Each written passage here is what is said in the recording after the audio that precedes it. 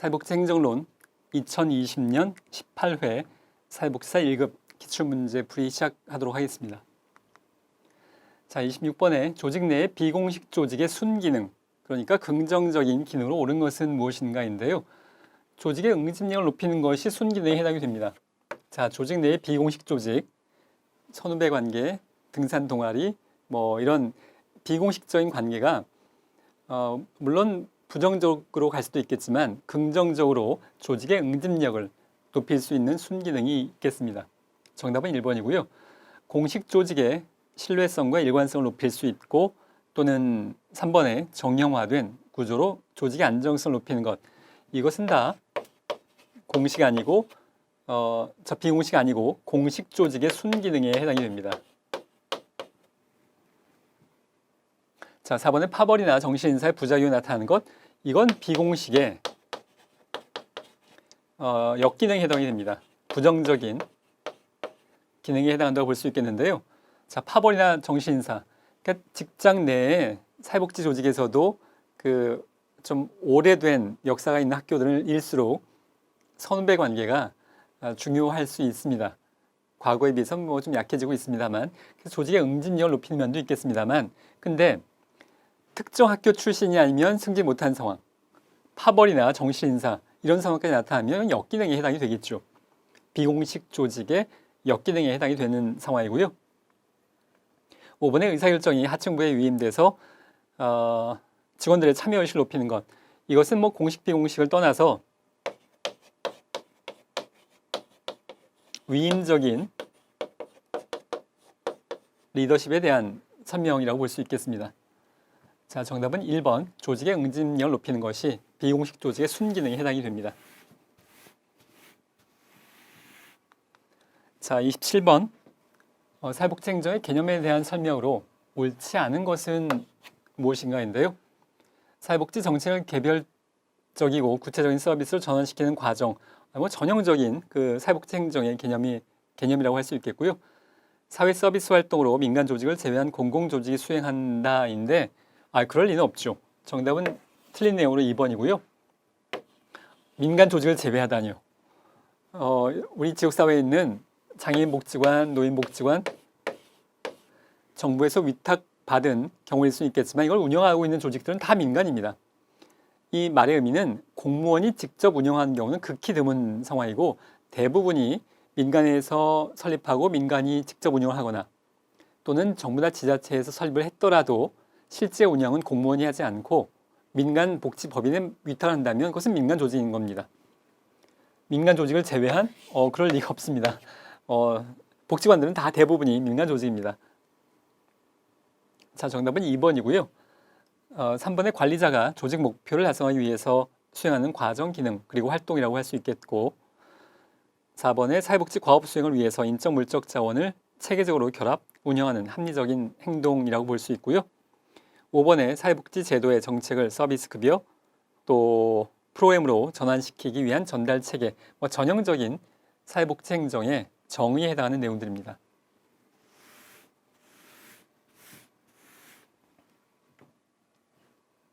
자, 27번의 사회복지 행정의 개념에 대한 이 내용 봤고요. 28번에 사회복지 조직에서 활용되고 있는 관료제의 역기능으로 옳지 않은 것은 무엇인가입니다. 자, 관료제, 일반적인 회사, 사회복지 조직이 다 관료제에 해당이 되겠는데요. 관료제 역기능, 물론 여러분들이 많이 알고 있습니다. 일반 회사에 있어서 문서주의, 무사한일주의 이런 것들이 다 포함되는데요.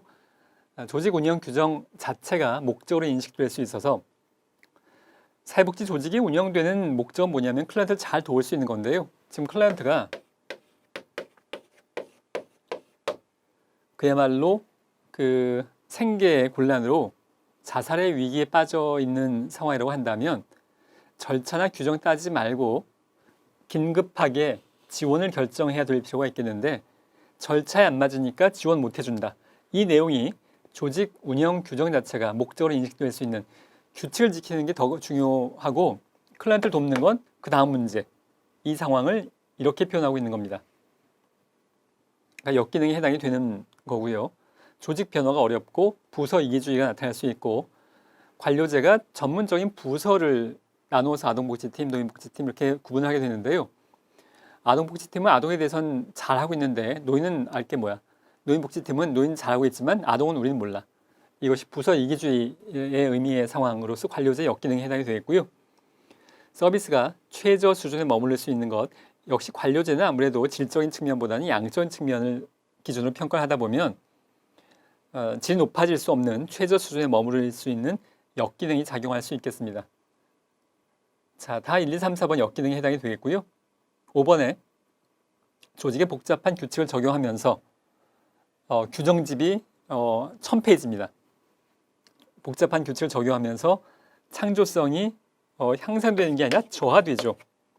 그냥 했던 대로 새로운 클라이언트 상황, 예를 들자면 우리나라에서 지금 다문화 상황이 빠르게 진전되면서 다문화 클라이언트에 대한 어떤 새로운 내용들이 필요할 텐데 서비스에 대해서 그냥 했던 대로 규칙이 없는데 다문화가 뭐가 중요해? 우리는 그냥 규정대로 했던 대로 하면 되지. 무사한 일주의 또는 매너리즘이라고 이야기하죠. 10년 전에 했던 대로, 20년 전에 했던 대로 규칙에 그렇게 정해져 있으니까 새로운 사회 변화 반영하지 않고 창조성이 향상되는 게 아니라 반대로 저하된다고 볼 수 있겠습니다. 관료제의 역기능으로 옳지 않은 것은 정답은 5번입니다.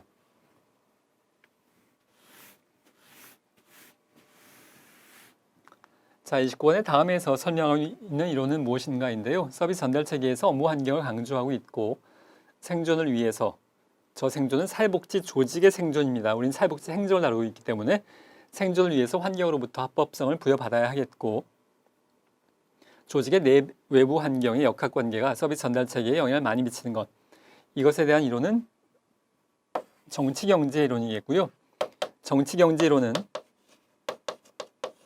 정치적 자원 그리고 경제적 자원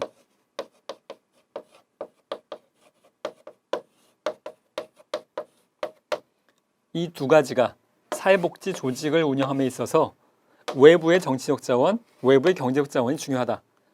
그래서 정치경제 이론이라고 이름이 붙어 있는데요.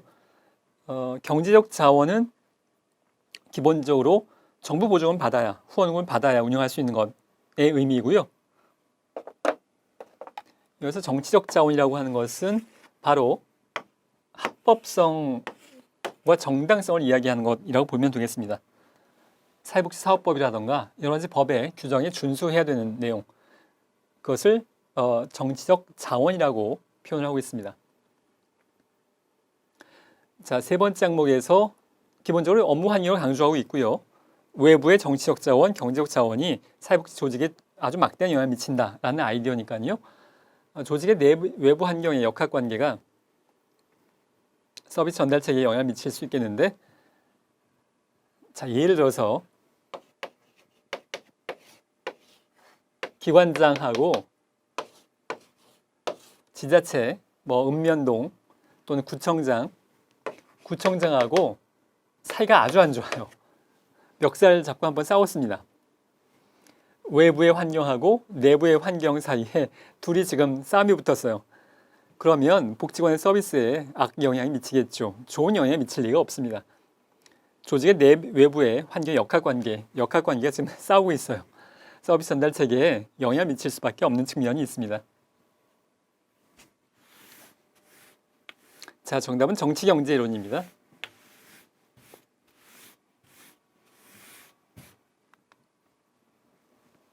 자, 사회복지 조직 문화에 관련된 설명으로 옳은 것을 모두 고른 것은 무엇인가인데, 조직 문화에 대한 문제가 그렇게 어려운 문제들은 아닌데요. 꾸준하게 계속 나오고 있습니다.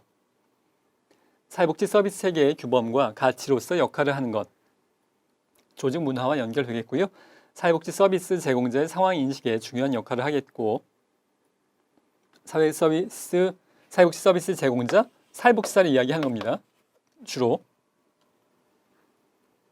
조직 구성원의 행태와 인식, 그리고 태도를 통해서 조직 효과성과 연결하는 역할을 한다.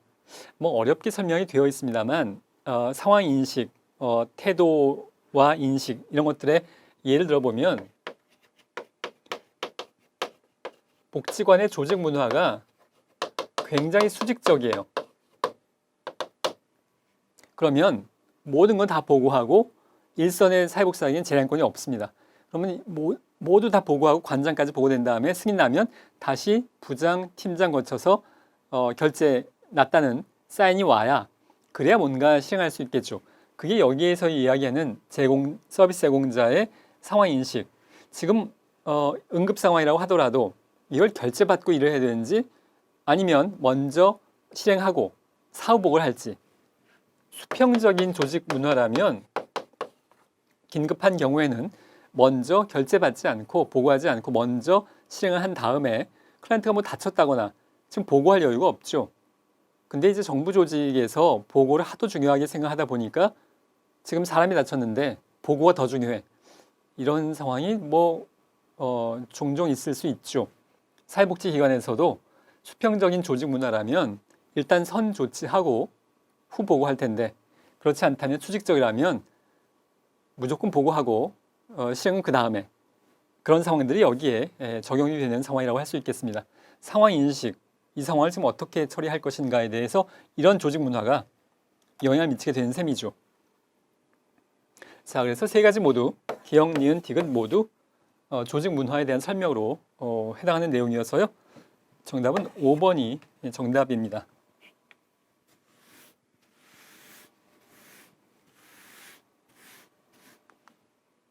자, 31번의 사회복지 행정의 특성에 관련된 설명으로 옳지 않은 것은 무엇인가인데요. 조직들 간의 통합과 연결 중시하는 것, 당연히 중요하겠고요. 지역사회 욕구를 충족시키기 위해서 조직관리 기술을 필요하겠고 이것도 역시 당연한 내용입니다. 세 번째, 모든 구성원들이 조직 운영 과정에 참여해서 일정 부분 영향을 미치는 것 바람직하고요. 네 번째, 조직 내부 부서 간의 관료적이고 위계적인 조직관리 기술이 필요한다인데 아마도 오답률이 높지는 않았을 것 같은데요. 정답은 4번인데 위계적이고 이런 얘기가 나오면 왠지 이거 틀린 말일 것 같아서 옳지 않은 거니까 4번 했을 텐데 사회복지 조직은 원래 위계적이고 관료적입니다. 지금 여기 관료적이고 위계적인 부분이 틀린 게 아니고 단서 조항에 부서 간에가 있기 때문에 틀린 내용입니다. 그러니까 사회복지 조직이 관료적이고 위계적이다. 이건 맞는 내용입니다. 기관장, 부장, 팀장, 사회복지사 관료적이고 위계적인데요. 그런데 부서 간에 아동복지팀과 노인복지팀과 장애복지팀 간에는 여기는 위계적이지 않아요. 노인복지팀이 상위고 아동복지팀이 하위고 그렇지 않죠. 그래서 틀린 겁니다. 부서 간에 이 표현이 있기 때문에 틀린 내용입니다. 옳지 않은 것은 4번이고요. 5번에 사회복지 조직의 관리자는 조직의 운영을 지역사회와 연관시킬 책임이 있는 것. 이 문장 굉장히 자주 등장을 합니다. 사회복지 조직 관리자가 복지관 내부만 관리하는 것이 아니라 복지관이 지역사회와 어떻게 협조하고 연결책을 만들 거냐. 이것이 관리자가 해야 될 중요한 업무 중에 하나라고 할 수 있겠습니다. 정답은 4번이고요. 자, 1950년대 우리나라 사회복지 행정 역사에 관련된 설명으로 옳지 않은 것은 인데요. 카바 문제가 간혹 나옵니다. 그러니까 여러분들 이거는 학습을 하셔야 되는데요. 가끔 나오지만 외국 민간 원조 기관 협의회 명칭이 길어서 그냥 카바라고 많이 합니다. 그러니까 지금 50년대입니다. 6.25 전쟁 직후에 전쟁 고학은 넘쳐나고 기아에 허덕이던 많은 사람들이 이제 빈곤을 경험하고 밥 먹는 게 힘들었던 그런 시기의 상황에 외국 원조 기관들이 지금 미국에서도 오고 캐나다에서도 오고 미국 안에서도 여러 단체들이 있었을 텐데 구호 기관들이 많이 우리나라에 와서 활동했었는데요. 이걸 이렇게 각각 할 게 아니라 뭔가 좀 우리가 모여서 협의해 가면서 진행을 해보자. 그 상황이 이 카바의 출발점입니다. 카바는 구호 활동과 관련된 조직관리 기술을 도입했고요. 사회복지 기관들은 수용보호에 바탕을 둔 행정관리 기술을 사용했는데 지금 여기서 관통하는 키워드는 뭐냐면 구호, 수용보호. 이때만 해도 소위 말해서 요즘에 쓰는 명칭, 이제 오래전 명칭입니다만 고아원 양로원에서 굶어 죽지 않고 새끼 밥 먹고 겨울에 난방돼서 얼어 죽지 않으면 그게 최상의 복지였던 시절 1950년대입니다. 그래서 수용보호, 구호가 중심이 되는 그 당시 현실이었던 셈이고요. 카바는 서비스 중복 누락, 서비스 제공자 간의 협력 체계의 구축에 초점을 두었는데 기본적으로 협의회라는 것 자체가 지금 여러 원조 기관들이 미국의 원조 단체들, 캐나다의 원조 단체들, 뭐 영국의 원조 단체들이 모여서 협의회를 만든 거예요. 왜 만들었냐 하면 서비스 중복이나 누락 이걸 방지하기 위한 것. 협의회라는 게 이런 의미의 목적을 갖고 있기 마련이죠. 자, 여기서 1, 2, 3, 4번이 다 맞는 내용이고요. 5번에 카바는 지역사회 조직화나 공동체 형성을 위한 조직관리 기술을 적극적으로 활용했다는데 이게 지금 이것과 비교되는 상황인 건데요. 지금 50년대입니다. 시대적 배경이 굶어 죽지 않고 얼어 죽지 않으면 복지였던 시절이에요. 아직 이런 단계는 한참 이후에 뭐 거의 80년대, 90년대 이후에나 도입되기 시작을 했지 이때는 이런 건 아직 뭐 시도되기 전 상황입니다. 정답은 옳지 않은 것 5번입니다.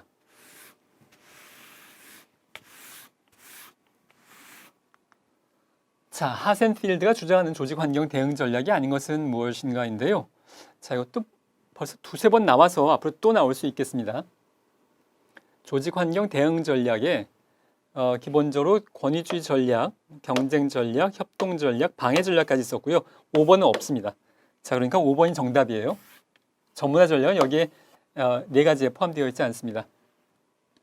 자, 이거 암기하셔야 됩니다. 권위주의 전략, 경쟁 전략, 협동 전략, 방해 전략 이 4가지 암기하실 필요가 있겠고요. 자, 리더십 이론에 대한 설명으로 옳지 않은 것은 무엇인가입니다.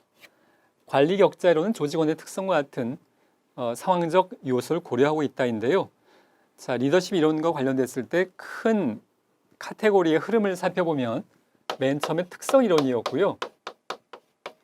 그 다음에 행동 이론이었고, 그 다음에 상황 이론이었고요. 그 다음에 현대적 여러 가지 이론들이 여기에 포함되는 이 4가지 큰 카테고리를 이해하고 계셔. 이게 시대적인 흐름에 해당이 될 텐데요.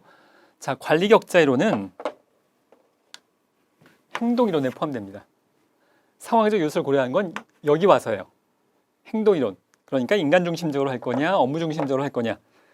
거기에 대한 내용이기 때문에 관리 격자 이론은 블레이크와 머튼도 함께 기억하셔야 되겠고요. 상황적 요소를 고려하고 있지 않습니다. 옳지 않습니다. 관리 격자 이론은 여기에 대한 내용이에요. 그래서 이거 다루지 않았습니다. 그 다음이에요. 상황적 이론은. 자, 특성 이론의 비판적 대안으로 행동. 이거 비판하기 위해서 행동이 등장한 거고요. 현대적 이론 안에 여러 가지가 포함되는데 그 중에 하나인 섬김의 리더십은 힘과 권력에 의한 조직 지배를 지양. 지양은 거부한다는 뜻이에요. 지향은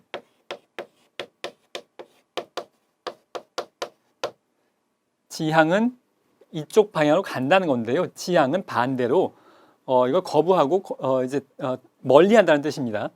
힘과 권력에 의한 조직 지배를 거부하고 섬김의 리더십, 사회복지관의 관장이 종처럼 여기 서번트잖아요.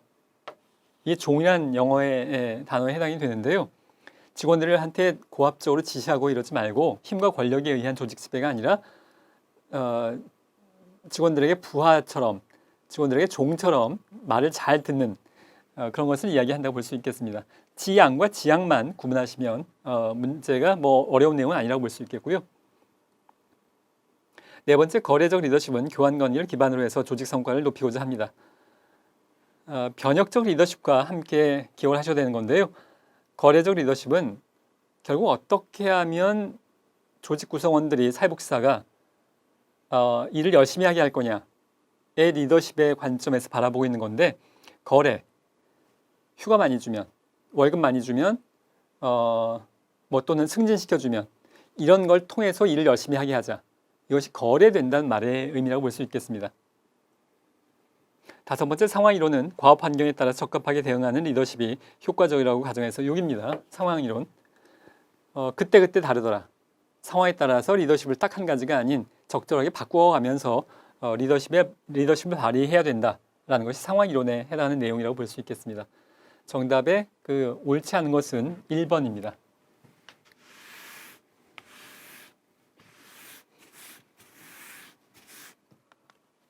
다음 사례에 설명한 동기론은 무엇인가인데요.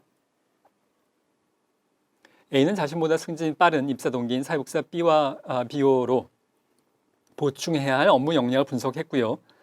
A는 B가 가진 프로그램 기획력과 사례 관리 역량의 필요성을 알게 되었고 직무 향상과 승진을 위해서 대학원 진학을 결정했습니다. 여기서 키워드는 비교입니다. 다른 사람과의 비교인 건데요. 정답은 4번의 형평성 이론입니다. 이것은 긍정적인 의미의 형평성의 적용이라고 볼 수 있겠고요. 자, 지금 B하고 비교해 봤더니 B가 능력이 있어서 지금 뭐가 인정되고 있다라는 사실을 자신과 비교해 보고 나도 B만큼의 능력을 갖춰야겠다. 비교해 봤더니 반대 상황은 뭐냐 하면 능력이 없는데 지금 여기 B는 B와의 비교로 보충해야 될 업무 역량을 분석했고 지금 B가 역량이 충분히 인정되고 있습니다. 승진이 더 빨리 수도 있겠죠. 근데 반대로 역량이 없는데 승진을 먼저 했어요. 형평성 이론. 이건 뭔가 형평하지 않다는 얘기죠. 능력이 없는데 승진을 했어요. 그럼 사기가 뚝 떨어진다는 겁니다. 동기부여가 안 되겠죠. 이건 지금 동기부여가 되는 긍정적인 상황의 비교라고 볼 수 있겠고요. 형평성 이론이 여기에 해당한다고 볼 수 있겠습니다.